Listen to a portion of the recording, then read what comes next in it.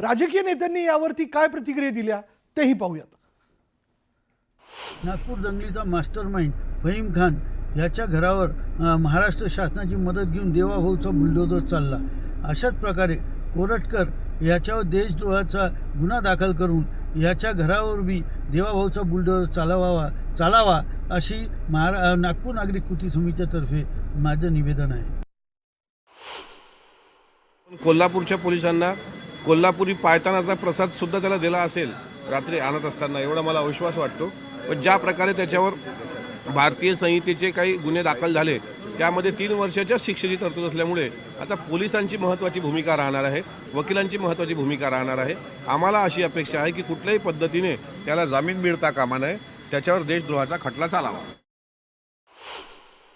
कोरटकर सारखे ज्या लोकांनी छत्रपती शिवाजी महाराजांवर किंवा संभाजी महाराजांवर किंवा त्यांच्यावर काही जर या प्रकारचं वक्तव्य केलं आहे तर निश्चितच नुसतं कोल्हापूरची नाही संपूर्ण महाराष्ट्राची हीच भावना आहे की या सगळ्या कोरटकर किंवा सोलापूरकर यांच्यावर कडक कारवाई झाली पाहिजे।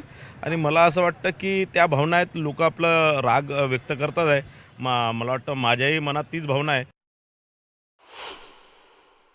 नाही, कोरटकर सारखी प्रवृत्ती कुठेही रस्त्यावर फिरताच कामा नये। ही जर भावना शिवप्रेमींची असेल तर त्याला आमचा नक्कीच पाठिंबा आहे। मुळात कायदा हातात घेण्याचा विषय नाही, पण ज्या शब्दामध्ये छत्रपती शिवरायांचा आणि शंभूराजेंचा अवमान या कोरटकरांनी केला, जे शब्द वापरले गेले ते खरं म्हणजे या कोरटकरला महाराष्ट्रद्रोही म्हणून घोषित केलं पाहिजे। मी देशद्रोही म्हणणार नाही, पण हा महाराष्ट्रद्रोही आहे। छत्रपती शिवाजी महाराजांच्या काळात अशा कायद्याचा चौरंगा करायचे, चौरंगा एक उजवा हात कापायचे की याला कधी तलवार हातात नाही घेता आली पाहिजे, आणि एक डावा पाय कापायचे की याला कधी घोड्यावर चढता नाही आलं पाहिजे। मला असं वाटतं याची जीभ छाटली पाहिजे की याला कधी कोणाला काही बोलता नाही आलं पाहिजे। इतके दिवस गेले त्याला अटक करण्यामध्ये, तो कोरटकर काही बोलतो।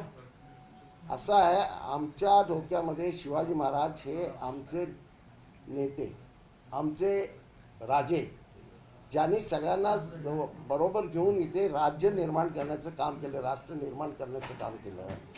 त्यांच्याबद्दलचा अनादर कोण नेमकं दाखवतं हे तुम्ही लोकांनी तपासून पाहिलं पाहिजे। असं आहे की कोरटकरासारखा चिल्लर माणूस, असं सत्ताधारी म्हणाले, मी नाही म्हणत, चिल्लर माणूस, देशाच्या पंतप्रधानांना भेटताना फोटो, देशाच्या गृहमंत्र्यांना भेटतानाचे फोटो, राज्याच्या मुख्यमंत्र्यांना भेटतानाचे फोटो, असा चिल्लर माणूस त्या ठिकाणी तामिळनाडूपर्यंत पळून जाऊ कसा शकतो? हा कोरटकर याला शोधण्याकरता पथकं नेमली गेली आणि तो आरामामध्ये तामिळनाडूच्या रेल्वे स्टेशनवर सापडतो किंवा विमानतळावर सापडतो। ही तेलंगणाच्या सापडतो। ही सगळी परिस्थिती संशयास्पद आहे। प्रशांत कोरटकरला कोल्हापूर पोलिसांनी अटक केली असून महिनाभरानंतर तो पोलिसांच्या हाती लागला। कोरटकर त्याला मदत करणाऱ्या बुकीच्या टीपमुळे अडकला। कोरटकर चंद्रपूरमध्ये लपला असताना बुकी धीरज चौधरीनं त्याची राहण्याची व्यवस्था केली। त्यानंतर पोलिसांनी बुकी धीरज चौधरीला ताब्यात घेत चौकशी केली आणि यावेळी बुकीने दिलेल्या माहितीमुळे पोलिसांनी त्याचा शोध घेत त्याला अटक केली।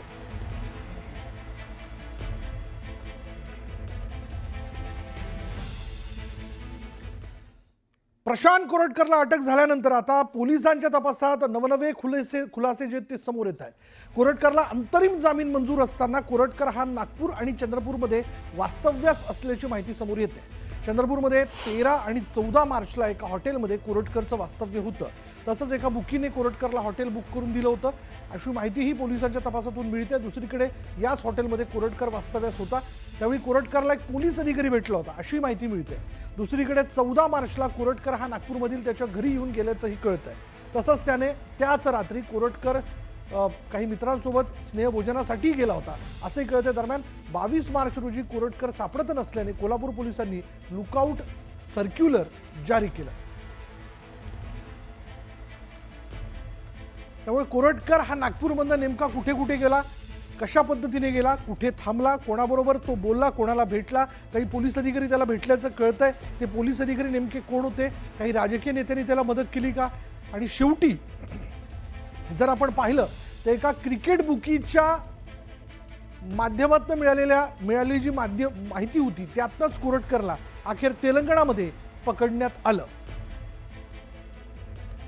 आणि आता बातमी धाराशिवमध्ये शिक्षकाचा जिल्हाधिकारी कार्यालयासमोर, म्हणजे काही शिक्षक जे आहेत ते जिल्हाधिकारी कार्यालयासमोर उपस्थित होते, त्यातल्या एका शिक्षकाने जिल्हाधिकारी कार्यालयासमोर आत्मदहनाचा प्रयत्न केला. पोलिसांसमोरच या शिक्षकाने पेट्रोल पिऊन घेतलं. शेकडो शिक्षकांचा जिल्हाधिकारी कार्यालयाच्या आवारात प्रचंड गोंधळ सुरू होता, घोषणाबाजी सुरू होती. शिक्षक संघटनेच्या वतीने 21 मार्च रोजी जिल्हाधिकाऱ्यांना आत्मदहन करण्याचं निवेदन देण्यात आलेलं होतं, तसा इशारा दिला होता. शिक्षकांनी स्वतःच्या अंगावर पेट्रोल ओतून आत्मदहनाचा प्रयत्न केला, तर एका शिक्षकाने चक्क पेट्रोल पिलं आणि त्यानंतर त्याला चक्कर आली आणि तो रस्त्यावरती पडला. जिल्हाधिकारी कार्यालयासमोर आता तणावपूर्ण परिस्थिती आहे. पोलीस बंदोबस्तही तैनात करण्यात आला.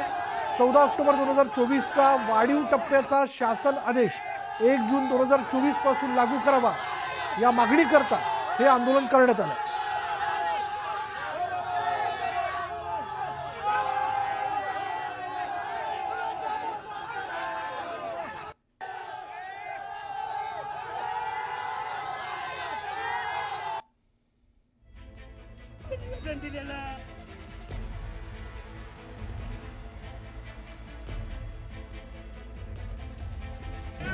जागून माझं पोरग 2 दिवस परेशान झालेलं आहे, तरी सुद्धा या महाराष्ट्र शासनाला या ठिकाणी जाग आलेली नाही आहे.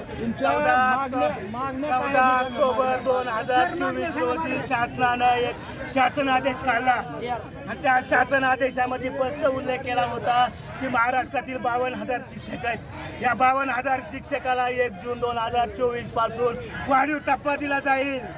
या भोळ्या बाबड्या शिक्षकाला अपेक्षा होती की या दिवाळी अधिवेशनामध्ये या पैशाची तरतूद केली जाईल, परंतु त्या ठिकाणी संबंधित खात्याला मंत्री नाही असं म्हणून आम्हाला डावलण्याचं काम या विरोधी पक्षनेते अंबादास दानवे यांचा विधान परिषदेत पेन ड्राईव्ह बॉम्ब त्यांनी टाकलेला आहे. मुंबई पोलिसांनी मोठ्या अधिकाऱ्यांच्या मदतीने मोठ्या प्रमाणात बेटिंग सुरू असल्याचा आरोप दानवेंनी केला. बेटिंग करणाऱ्यांमध्ये मेहुल जैन, कमलेश जैन आणि हिरेन जैन या व्यक्तींचा समावेश असून त्यांच्याकडून पाकिस्तानी खेळाडूंचा यासाठी वापर केला जात असल्याचं दानवे म्हणाले.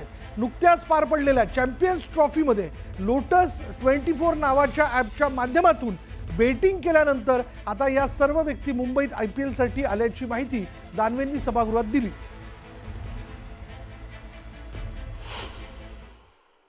सभापती महोदय, माझ्याकडे अनेक फसवणुकीच्या घटना आहे. अनेक काल मला वाटतं खालच्या सभागृहात बेटिंग ॲप विषयी सुद्धा बोलणं झालेलं आहे. माझ्याकडे एक पेन ड्राईव्ह सभापती महोदय मी आपल्याला देतोय.